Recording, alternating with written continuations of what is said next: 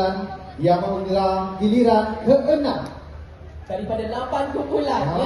betul. Yang ke-6. Yang ke-6 sudah.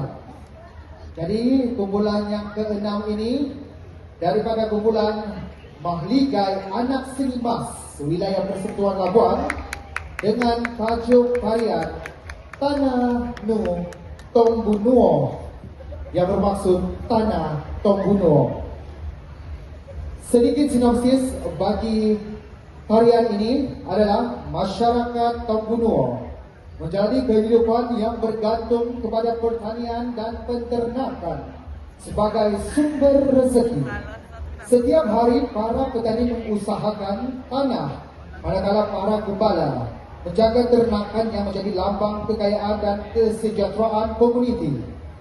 Melalui semangat kerjasama, disiplin dan kegigihan, mereka mengharungi pelbagai cabaran dalam menjaga hasil tanaman dan ternakan. Hasil usaha yang disemai akhirnya membuahkan kemakmuran, lalu diraikan dalam suasana penuh kesyukuran.